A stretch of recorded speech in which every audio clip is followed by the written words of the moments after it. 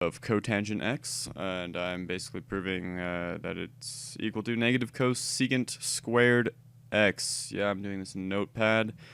Haven't really found a better way to do that yet, so that's what I'm going to be using. I'm going to have to type in here, but that's alright. So we know that cotangent of x is equal to cosine x over sine x, which this is the same thing as 1 over tangent x. So that's what we're going to be using. It's going to be the main thing here, how we're going to get to prove that cotangent x is equal to negative cosecant squared of x. So the first thing we want to do is rewrite this. So y prime of cotangent x is equal to, cotangent, wait, no. I was going to rewrite that. 1 over tangent x is equal to negative cosecant squared of x. So those are basically the same thing. Just rewrote cotangent as 1 over tangent x. So I'm going to be using the quotient rule to prove this. So I'm going to take the quotient rule of 1 over tangent x, and when you plug that in, you get tangent x times 0 minus 1 times secant squared of x.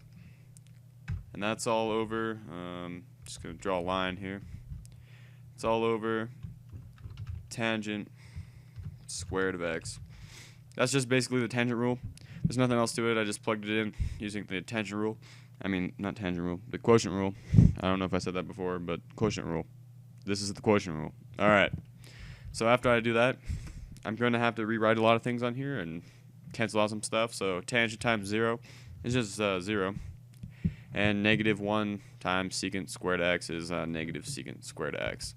So the first part, negative secant squared of x is going to be on the top, and on the bottom there isn't really much we can do, so that's going to stay as tangent squared of x.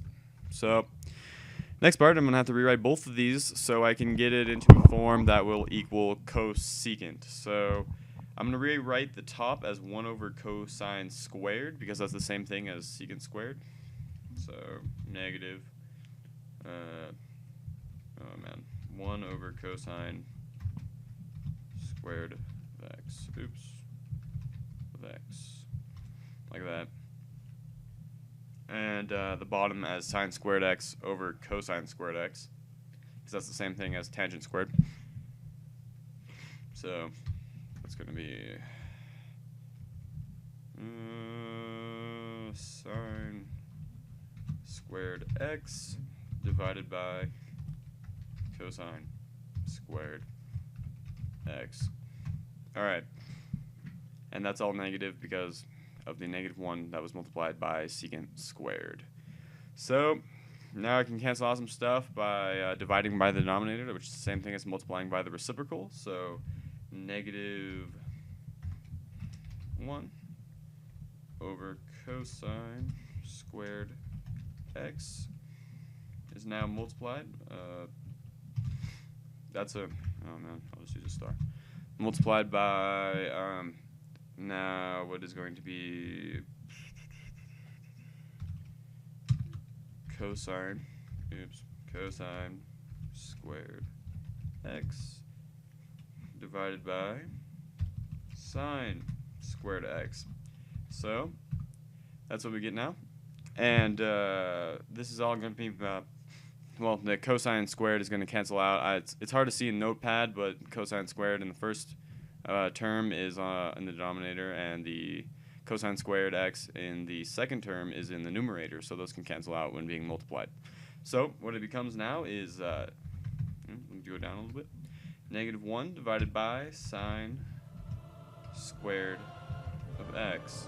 And using trigonometric rules, that is the same thing as negative cosecant squared of x. So therefore, in the end, y prime of cotangent x is the same thing as negative cosecant squared of x. That's it, and yeah.